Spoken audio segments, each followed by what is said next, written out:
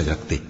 اور اللہ ایک اور مثال بیان فرماتا ہے کہ دو آدمی ہیں، ایک ان میں سے گونگا اور کسی کا غلام ہے بے اختیار و ناتواں کہ کسی چیز پر قدرت نہیں رکھتا اور اپنے مالک کو دوبھر ہو رہا ہے، وہ جہاں اسے بھیجتا ہے کبھی اچھی خبر نہیں لاتا۔ کیا ایسا گونگا بہرا اور وہ شخص جو سنتا بولتا اور لوگوں کو انصاف کرنے کا حکم دیتا ہے اور خود سیدھے رستے پر چل رہا ہے، دونوں برابر ہو سکتے ہیں؟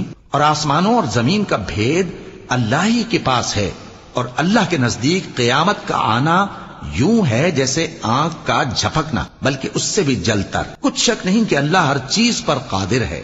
اور اللہ ہی نے تم کو تمہاری ماؤں کے شکم سے پیدا کیا اس حال میں کہ تم کچھ نہیں جانتے تھے، اور اس نے تم کو کان اور آنکھیں اور دل اور ان کے علاوہ اور اعضاء بخشے تاکہ تم شکر کرو۔ کیا ان لوگوں نے پرندوں کو نہیں دیکھا کہ آسمان کی ہوا میں گھرے ہوئے اڑتے رہتے ہیں؟ ان کو